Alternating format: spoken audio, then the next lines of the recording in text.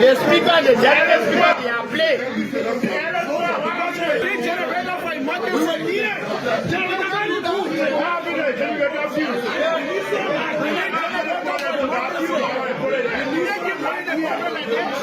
Tomorrow, we can say you know what I feel? Why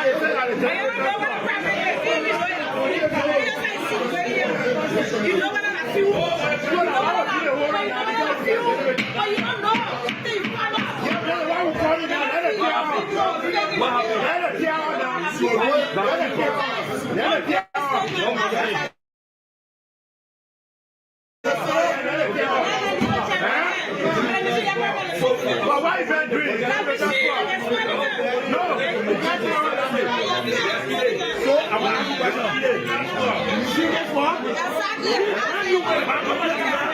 Touch on the issue of the threshold bill that was passed recently, and then a motion of reconsideration was taken by one of our colleagues, which sparked heated debate around here. You know, on the 9th of December 2025, the House of Representatives passed on this bill and sent it to the Senate for concurrence. This bill was crafted following the submission of the 2022 census result, which puts Liberia's population at around 5.2 million plus. And this submission was done to satisfy the constitutional requirements that are in 80D. It says each constituency shall have an approximately equal population of 20,000 or such number of citizens as the legislature shall prescribe in keeping with population growth, a movement as reviewed by the National Census. It's Magella Cooper. I'm the senior political advisor to His Excellency Joseph Boakai, President of the Republic of Liberia. But I also happen to be the spouse of the Speaker. The example of our President, His Excellency Joseph Boakai. This is why we are here. Let me be on record. This is the national anchor of the Republic of Liberia. That is the nucleus of Liberia. Go. Everything that Liberia needs to reflect on the historicity how Liberia was built, we have it here. But the central government has forgotten about it. And we will continue while who will speak. Mercy. In a while we're here. Coming from the executive. I say, I don't know why the president chose to think about football academy right after the exit of the footballing president. President Boakai had never, I don't think he even played in elementary school. To sit and decide that you're going to play a football academy, something that was being done by President Weah, who is celebrated around the world as who is celebrated in Africa. We think that is a serious challenge. That's a serious challenge. Everyone should watch that, because if this woman go ahead and build a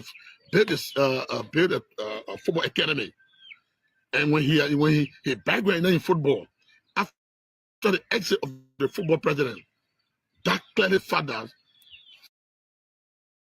football was not a priority on George Weah. A LOTA approved by the legislature. If you spend $10 million on a government project, which institution funded it?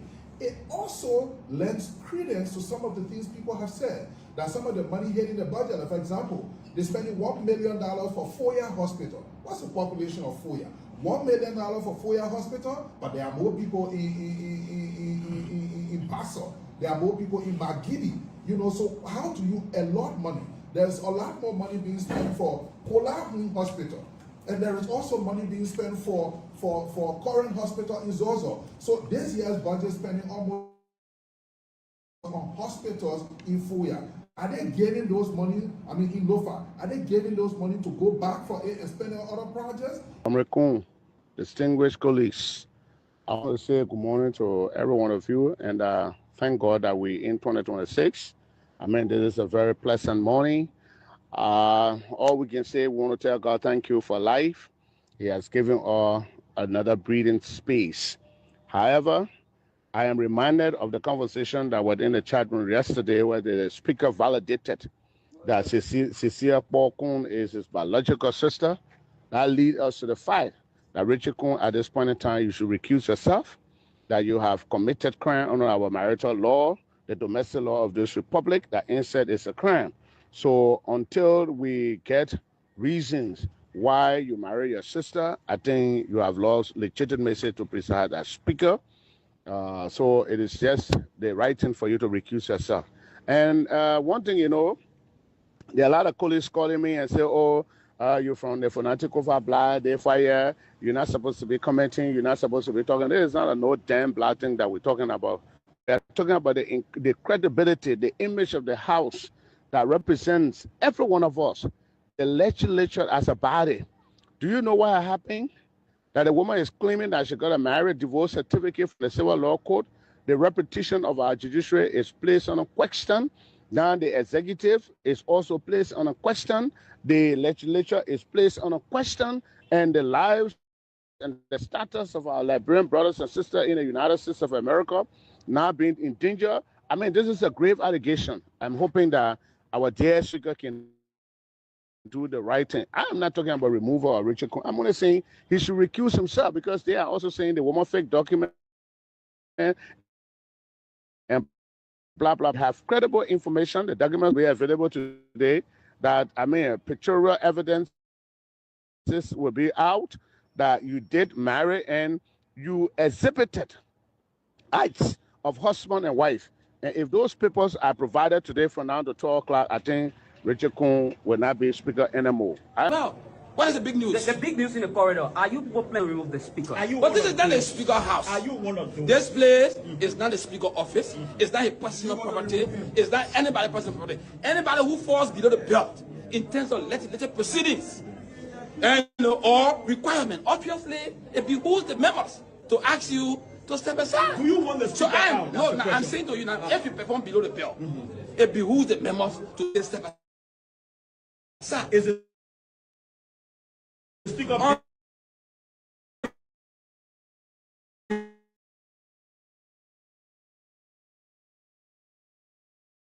Performing below the belt? No, he's performing. Okay, so He's you don't want performing. me out. No, I'm not.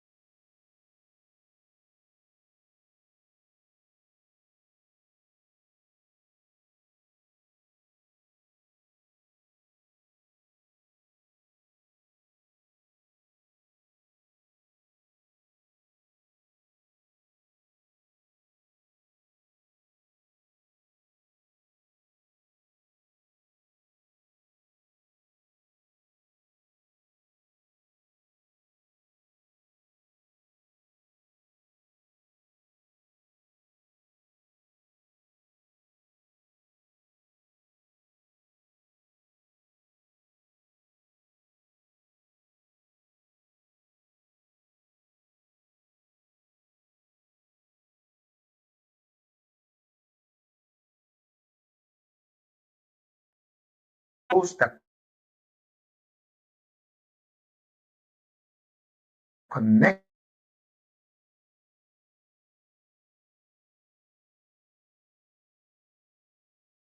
our farmers to markets, roads that connect our children to school, who left because Liberia failed you, but whose heart never left home. This is your Liberia. So I'm asking you, no, I'm calling you to join us. Join CMC, not because we have all the answers, but because together we are the answer. Sign up, volunteer, donate what you can, share this message to your neighbors. Be the change you have been waiting for. 2026, the year of change. The year we stop waiting. The year we start to build. The year we take back what is ours. Liberia first, citizens empowered for the people, by the people. Happy New Year, my people. The awakening has begun. God bless you and God bless the people and the republic. These kind of words we live in today. I got a letter from Obama from his foundation. He sent me notes. And then he sent this note and then in the note it said President Obama. And so then somebody is telling me, why you always call George President? I said, I don't even like to talk to people like you. He said, why? I said, because we're not writing to people like you.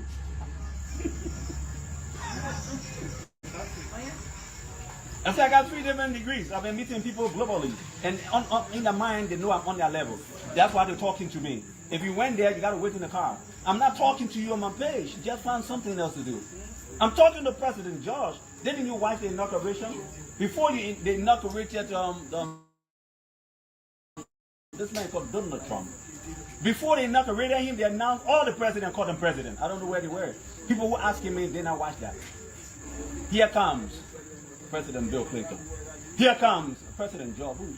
Here comes President Obama. They were naming those people elect systematically until they all took their seat before they announced the president-elect. And people are here in this little small country, 5 million people, most of whom haven't even written any paper on their own wall, when they post pictures, and they are telling you, don't call George president. You have a problem. And if you are pathetic, I'm not I went to the foreign ministry. They say I need to have a letter from the chief clerk's office. So I'm on my way. You're not being bothered being all of the buildings say you're there out? Well, I've not made an attempt to come here, but I got emergency. I need to go and see my family. So, I'm done.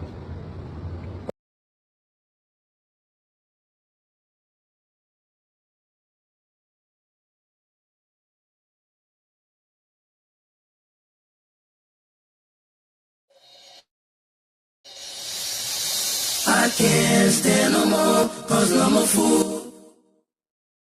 I cannot go to school, cause no more money. I can't stand no more, cause I'm a fool. I cannot go to school, cause no more money. Hey yo, excuse me, Mr. Journalist. I wonder how you make your headlines in the press release a day. Although I read the news every day, but I'm really still getting confused now. And I just wanna ask you some questions. Oh, is it based on money? Is it based on presidency? Is it based on technology? Is it based on war? Tell me, we are major headlines. A pleasant good evening and welcome to the Roundtable on Wizz TV, the platform that informed discussions, you know, your platform for informed discussions, critical analysis, and national dialogue on the issues shaping Liberia today. I'm your host, William McGill, and tonight we'll focus on two major developments across the city of Liberia, making headlines across our country. First, we will, look at the Monrovia City Court situation there coming in from, Assistant Minister for Technical Services at the Ministry of Information, J. Rufus Poor, over allegations of persistent non-support involving his wife and minor child. The case has raised serious legal, moral, and public accountability questions, especially concerning the responsibilities of public officials both in office and at home.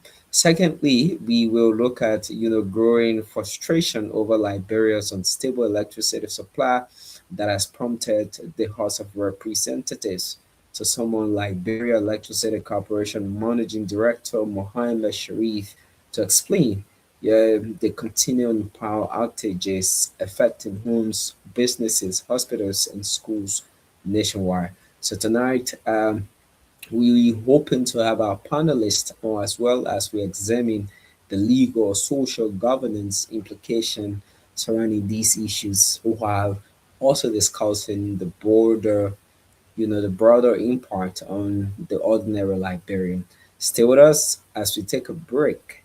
The facts ask the difficult questions and provide perspective that matter, the most. This is the round table on Wizz TV. So stay with us, and we'll be right back. Stories. You've been rapping stories from rock of ages. Keep rapping stories about people who not too concerned. We got a lot of people in the ghetto, people on the block, people in the street.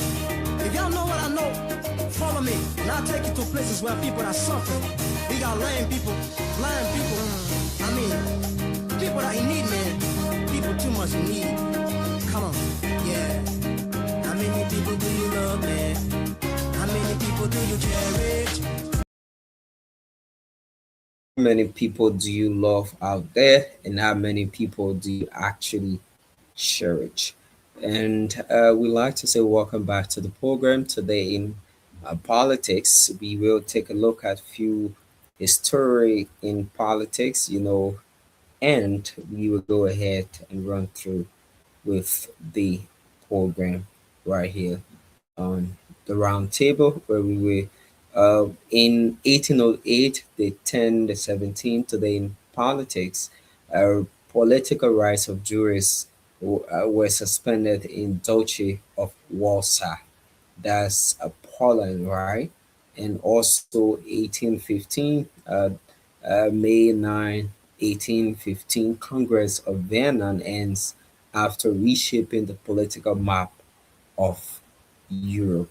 So that is it there for politics. We run through international news making headlines across the globe, Africa, and we can move on to our talking points as well. Uganda's president soon in for the second, that's the seventh term. So let's just take a gist of this. Uganda's president, Yoweri Museveni, who is 81 years old, has been sworn in for a record seventh consecutive term following his landslide victory in disputed elections in January, extending his tenure as one of Africa's longest serving rulers. So this is almost like a kingship, and should we say monarchy form of government? I don't know. But yeah, seventh term in office as a president. And is this some sort of rule that you just stay there until almost like death do us part? But that is happening in Uganda's political situation, and you have heavy security, including armored tanks. They were all deployed in the capital, Kampala, ahead of the inauguration today, in what police say were measures intended to maintain public order. So we would slide over to Kenya, where France seeks to move beyond colonial ties by meeting African leaders in Kenya, and it comes from the British Broadcasting Corporation, accused of neo-colonial melding in many African countries where it has traditionally had close ties. France is bundling its horizons by co-hosting a summit of African leaders in English-speaking Kenya for the first time. Speaking at the Africa Forward Summit in the capital Nairobi on Tuesday, French President Emmanuel Macron repeatedly spoke of co-investment and equal footing partnership as he described shared challenges including security, economic dependency, and geopolitical competition. So you have Kenya's President William Ruto, who is co-hosting the two-day summit, share his sentiments, and adding that Africa must help shape the emerging global order rather than remain in its margin. So Macron announced investment of $27 billion in euro. This would be like $20 billion and 20 billion euros in Africa in areas such as energy transition, digital and AI, the maritime economy, and agriculture. So countries will be benefiting, African countries, right, will be benefiting from the $27 billion being announced there by French President Emmanuel Macron. And we head over to South Africa as we brief you with these things before we run through the program, the roundtable. We run out to South Africa, where South African president says he will not step down after impeachment call. So you have Cyril Ramaphosa says he will legally challenge a report that has paved the way for Parliament to consider impeachment proceedings against him over the theft of large sums of cash for his private farm. A constitutional court ruling last week found that Parliament acted unconstitutionally when it voted against establishing an impeachment inquiry against Ramaphosa regarding the Pala Pala report in 2022. So this is what the president of South Africa, Cyril Ramaphosa, said. He said, "I remain here and I'm not resigning." Ramaphosa said on Monday, any days of speculations over whether he will step down as the country president there. So that is it from Cyril Ramaphosa. I think we better now in terms of the echo. You can help us share this broadcast to as many people as you can as we go ahead with the program, the round table here on Reese TV. My name is William McGill, and it's great to be on here as we still run through news coming in from across Africa. Before we get into our discussion, we also hoping to have our panelists who will also join us on the program tonight. And there in Nigeria, dozens of Nigerian fishermen are feared dead after Chad's military launched airstrikes on Boko Haram militants in Lake Chad region. The local fishermen's leader has told the British Broadcasting Corporation Abubakar Damandi Usman, chairman of Lake Chad Basin Fisheries Association of Nigeria, said several of the union's members were missing and estimated more than 40 had died. No bodies have yet been recovered, but Usman believes some fishermen were hit by the strikes, while others ran after attempting to flee in overloaded boats. So that is exactly what's happening in Nigeria, and good that we are basically bringing this into your face to be able to understand the situation coming in from Nigeria as well. And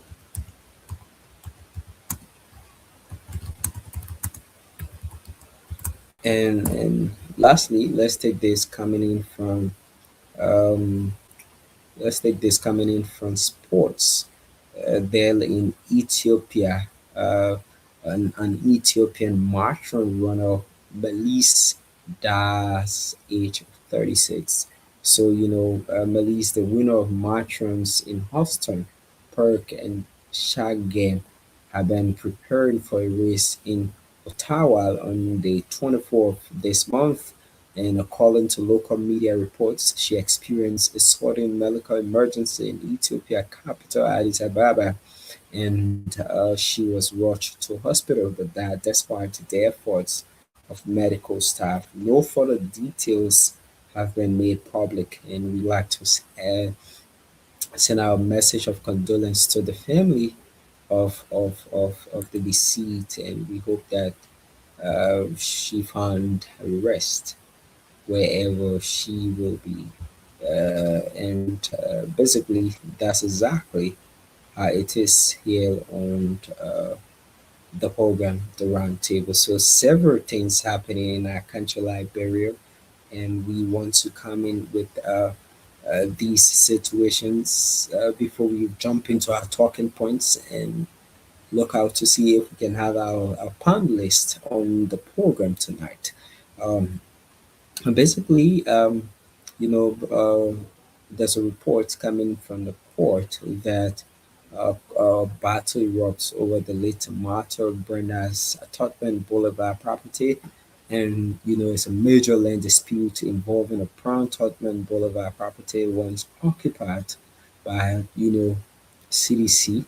Um, they were the last government we saw before this one. And, it's unfolding that the sixth Judicial Circuit Court to Law Civil Law Court in Montserrat County is over the situation, and the case was filed by Dr. C. Nelson Onyema against the estate of the late Martha's Suffield Bernal and its administrator over a dispute 4.23-acre property located opposite the Cottington Graduate School, Simcoe. So, according to court documents, Dr. Oniyama claimed he entered into agreement in 2016 to purchase 8 lots from the estate for approximately 440,000 United States dollars and made payments totaling more than 130,000. However, the estate has challenged the legality of the transaction, arguing that the agreements were improperly executed and that the property was already on litigation before the Supreme Court of Liberia at the time of the alleged sale. So, like the case between the estate, which is the Prime Tottenham Boulevard, property we're talking about that was once being occupied by the Coalition for Democratic Change, now Congress for Democratic Change, was basically into the courtroom where they were fight of the CDC now wanting to leave the property, and the owner of the property then at the time asked that the CDC should leave the property since they can't pay rent. And there were so many tussles. It took some years, and the situation came to a rest where we saw the demolition. Now again, someone is coming out to say that they were being asked to pay 400 plus thousand. That's 440,000 United States dollars for 8 lots, from the estate, and they made 130,000. But they are claiming the in estate administrators are claiming that the payment was made illegally, that at the time they were facing a situation with the CDC, and you going to do a transaction is illegal to whoever you carry on the transaction with, and they cannot be held reliable. That's why they say. But the situation is before the Sixth Civil Law Court of Liberia, and we hope to see what it takes to the Sixth Judicial Circuit Civil Law Court in Maserati. We hope to see the outcome of this matter. The issue of land situation in our country shouldn't be something of just any concern. It should be very serious, and as well as very very important for our people to be able to understand that these situations are important, and you can't just literally want to come and take land issue to be just anything.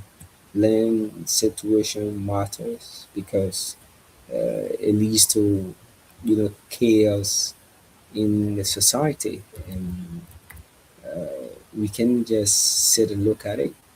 So if somebody is saying that XYZ because of a land situation, I believe that the court needs to do just what is best, and making sure that every party involved is very certified. So this is where we are talking about. At the time, this place was being occupied by the Coalition for Democratic Change, now Congress for Democratic Change, and we have a situation happening in terms of legitimate owner being taken to court, and you know this is exactly how it is. This is exactly how it is. So we also basically look at um,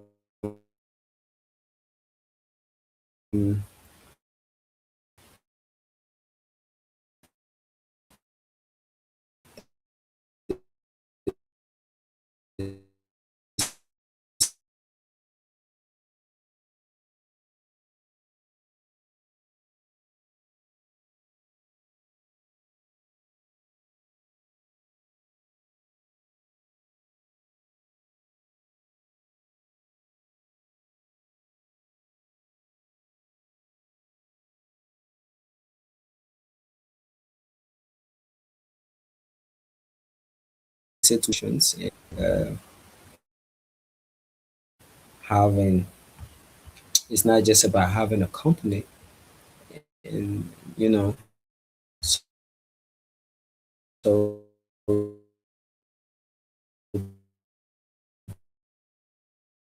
the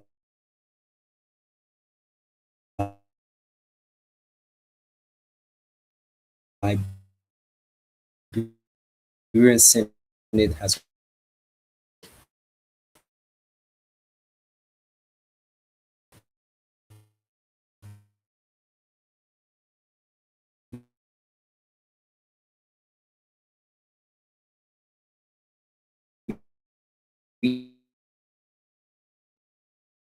reopened its third legislative session.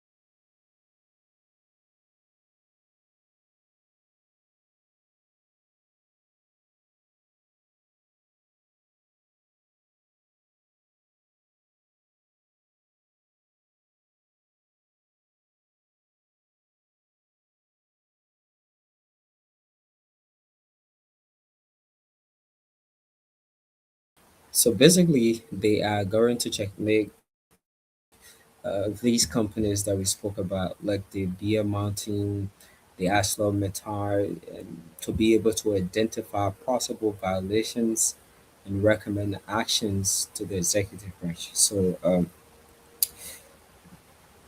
the Senate pro tempore Senator Nobly Kanga Lawrence also raised concerns over, the continued issuance of work permits to foreigners for jobs and qualified Liberians are not there to be able to fill these positions. They are available, but they are not given the opportunity. So she prompted on the creation of special committee to verify employee records and nationalities.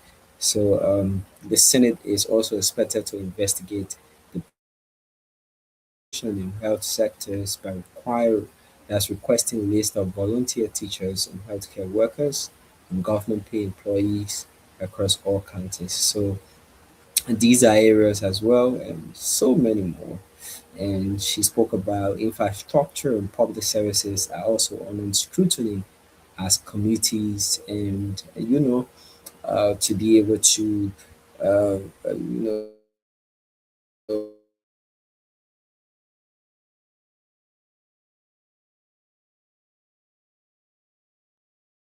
have a with government's 100 schools excel program. So there are a lot of things that are going to be done in terms of the opening of the session by the Senate pro tem, normally Kanga Lawrence.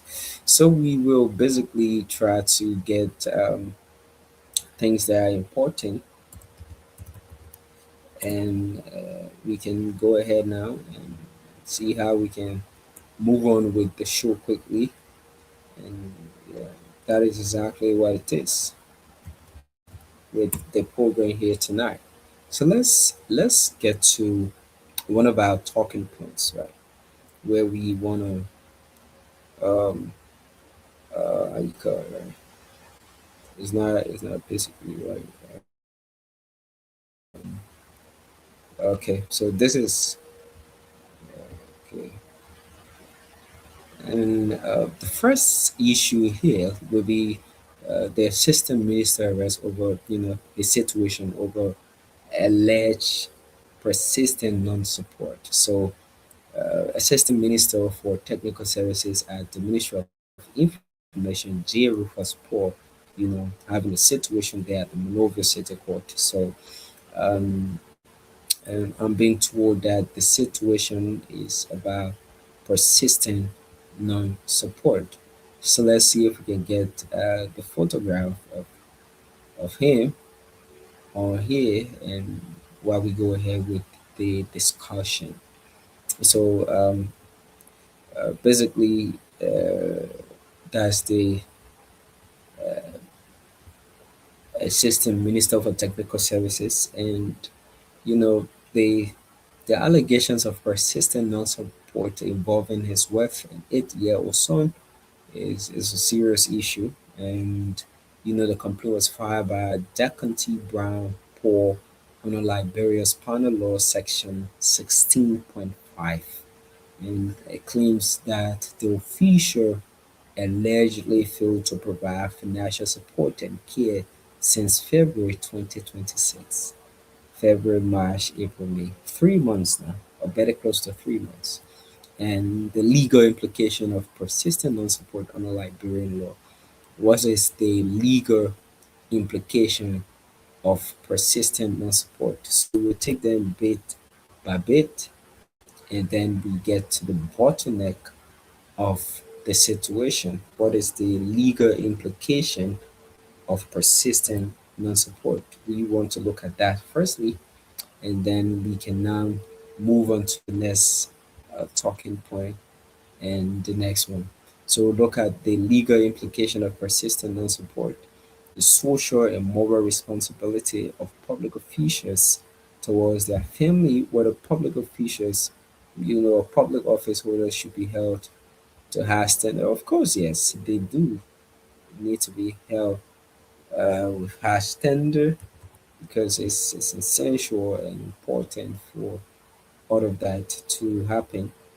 And yeah, gradually we will look at them and then we can move ahead with the program. We also look at the growing concern about child welfare and parental responsibility in Liberia. A lot of mothers have been left single to take care of their child or children, single parenting, and should government introduce strong enforcement mechanism for child and family support cases?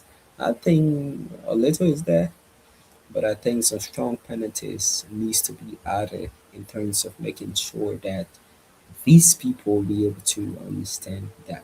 So how can you balance, your private family matters and public, accountability when government officials are involved? These are things we should also be looking at, and basically, in as much as is a situation. So the legal implication of persistent non-support under Liberian law include, possible criminal prosecution for parents or spouses who deliberately fail to provide financial support and care for their dependents, despite having the ability and legal obligation to do so.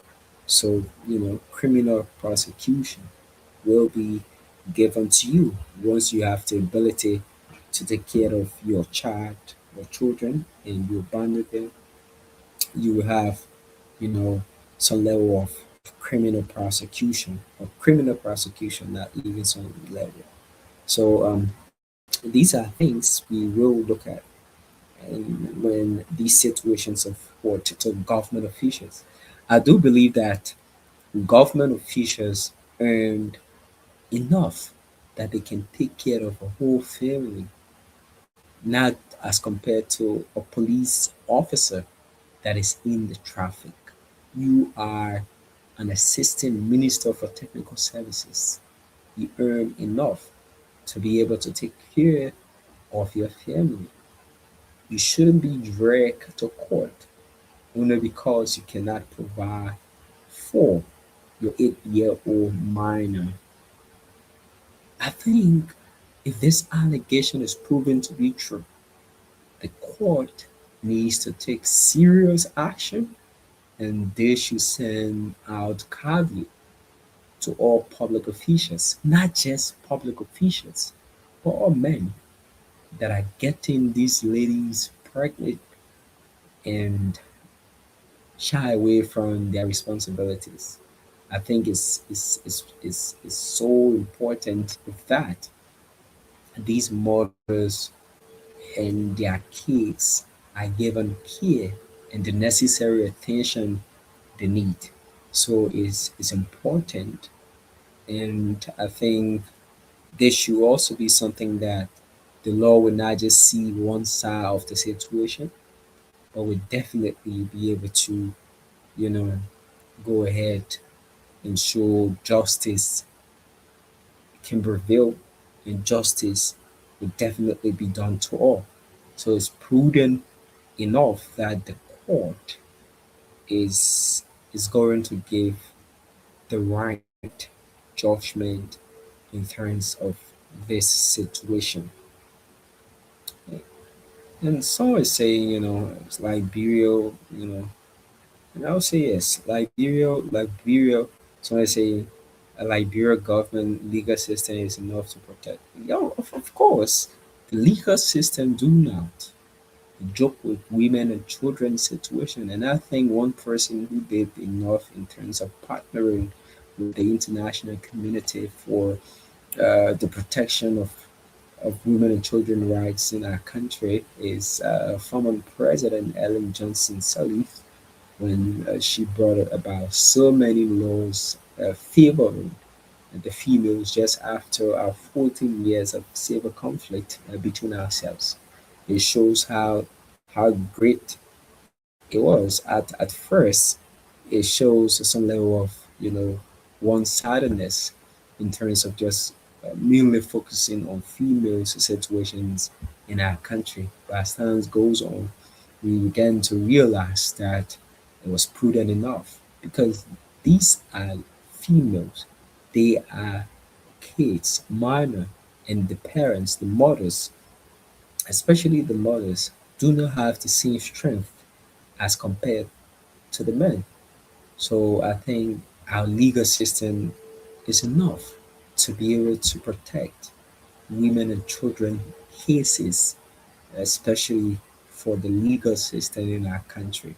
It's enough, it's even more than enough to be able to give the necessary judgment when these situations afford against mothers to be able to just stay alone and take care of their kids.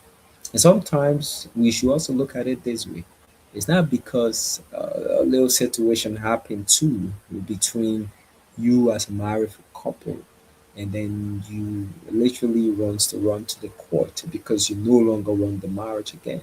And instead of asking for divorce, you're now using the child situation to get at the individual too. So there should also be something we should also look at thoroughly before making these situations and decisions and comments as well. So it's enough. And yes, of course, our legal system is really, really enough. I think persistent non-support in Liberia is common, and mainly you find this among the common people who do not literally able to provide for themselves, who barely have a job, not just a job, but a fitting job to be able to provide for they and their family. So because of that, you have a man trying to shy away from his responsibility of taking care of his child and his wife. So this is one reason why we of persistent non-support in our society. So because of this, we literally says all boils down to mainly people who barely able to, provide for themselves will have these situations to court. And at the end of the day, it is what it is. And and let me say this before we run to the LEC situation. The issue of child support or persistent non-support is seems to be very, very common in our society in Africa as a whole, in Liberia. Because I'll tell you for free, if you out there in the West and you are on child support, it gets to a total burden situation for you. You have to work. You have to work very, very hard. Double in making sure that you get out of that, and also double in making sure that you cater for you and that child. And mainly if the child is still on the age, the child gonna stay with the mother. We make sure to provide all of the basic needs of that child. And this is where it comes in, where the mother or the court will tell you what to be able to pay. So the issue of persistent non-support is very common in our society because we do not see this as enough for being able to prosecute these people because the society itself do not give the citizen the opportunity to be able to provide fully for its family.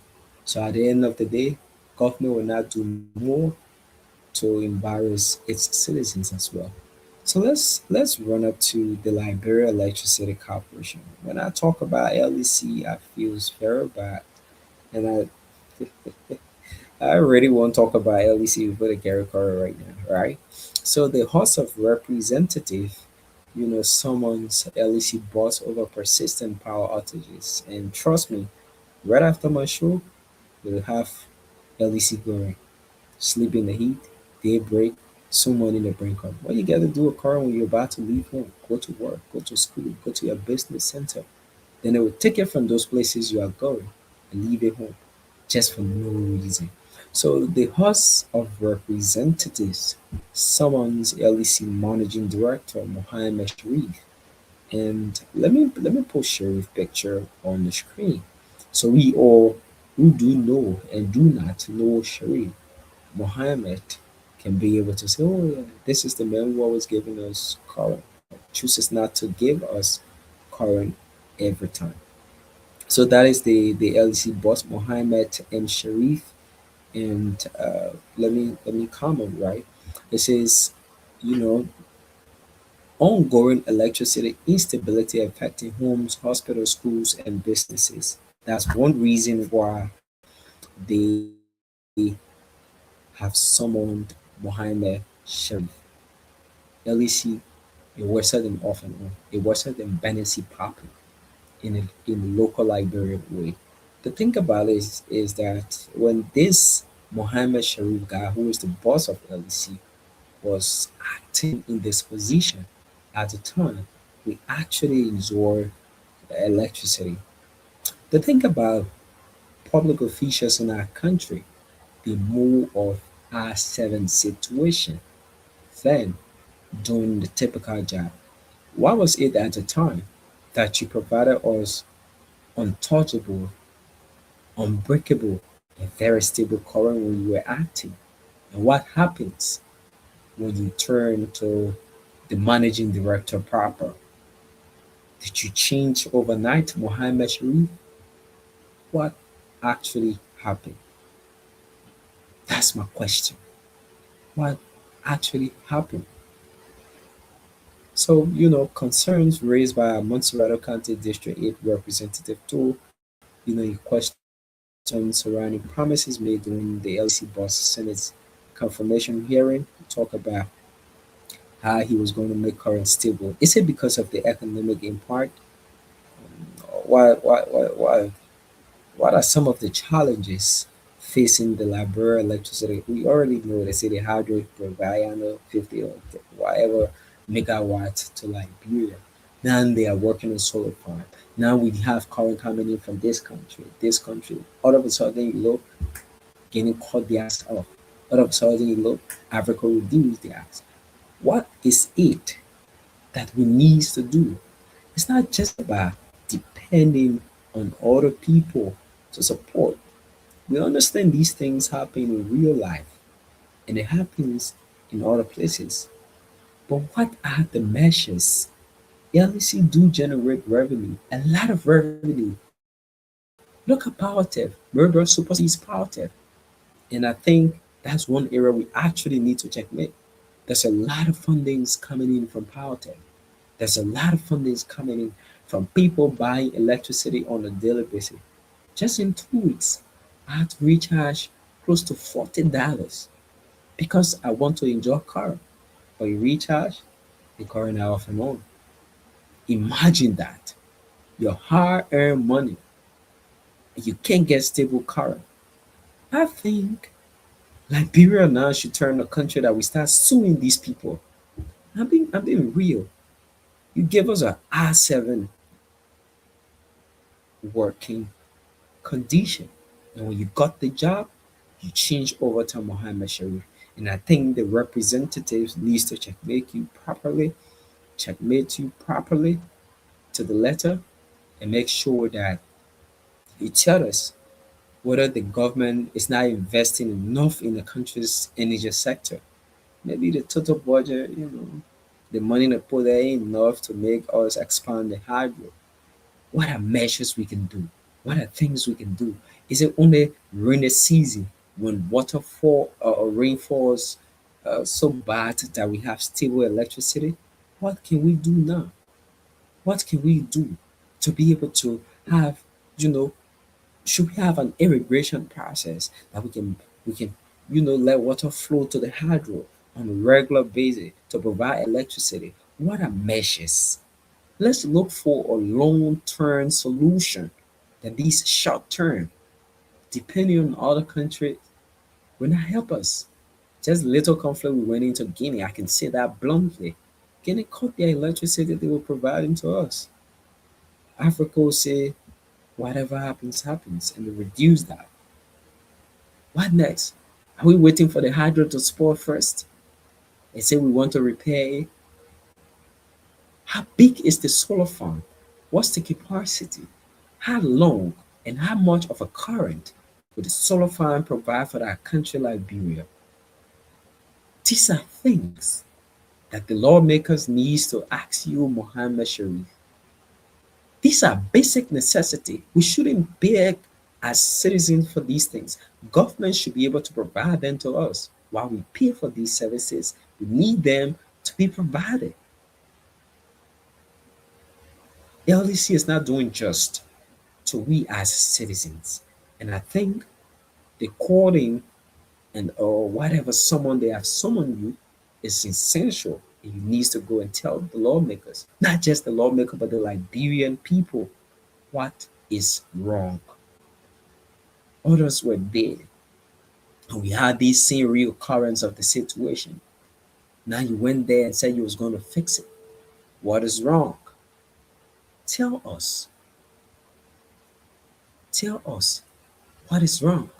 And we basically going to listen to that. And let's see if we can be able to fix the situation. It's not just about today. It's not. We want a situation that we can tell for the future. We need a situation that we can continue for the future. Our country, Liberia, depends on these institutions to make the country better. Citizens do pay their hard-earned money to recharge, buy meter, and do whatever. And at the end of the day, you have electricity coming in as if to say we are backing our country, our government, and these institutions for them. We pay for these services. They're not given free to every citizen. We pay for these services. Even your own meter you buy, they on the property of Liberia Electricity Corporation, but it takes fundings from you. They take $150 just to give you meter, and they say property of the Liberia Electricity Corporation. But yet and still, we do not have what we need to have. Yet and still, the government through the Liberia Electricity Corporation is not providing the basic necessity. It's not providing current as expected. It's not providing the electricity to schools as expected. It's not providing the electricity to hospital. What happens to somebody in the ER when electricity goes off? How long will it take to put on the next generator you have as standby? Do we care to think about these situations and think about remedies to help curtail the reoccurrence of these situations? Are we there to blame it on other, or we come in to fix the system? You come and promise us better electricity. We can see nothing. I think the lawmakers have summoned you, the House of Representatives, through Representative Prince Tools. I believe you need to answer all of these questions to the citizens of Liberia. They need a total answer. What is it? Basically, what is it that we need to do? Tell us. Tell us. Of course, yes. Hell yes. We do deserve answers to these questions. Our country depends on electricity. Our people depends on electricity. The hospital, the schools depends on electricity to be able to function properly. And if come on man, I just believe is I don't know why I just believe the summer is just a mad bluff to, you know, tell the Liberian people, oh yeah, we caught a man and whatever. We literally should be able to understand the facts. And if not, to set the fact straight to us and the lawmakers. Let the man go. Find someone else that can change the system. Find someone else that can use these fundings coming in. You have donors putting in money as well. The World Bank, the EU, a whole lot of partners investing their funds into electricity. And you here talking about the system. That's how you met it. Who needs to do better? As a country, Liberia needs to do better. And I think basically that is it. Of course, So we've been on the program. Let's take this break. Once we get back, we try to wrap it up from the show, the round table. My name is William McGill, and it's a pleasant time to be on your radio tonight.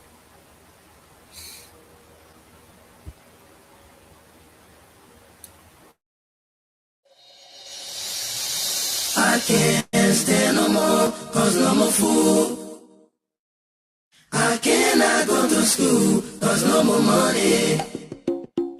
I can't stand no more, cause no more food. I cannot go to school, cause no more money. Hey yo. And I cannot stand no more because there's no more food and no more money.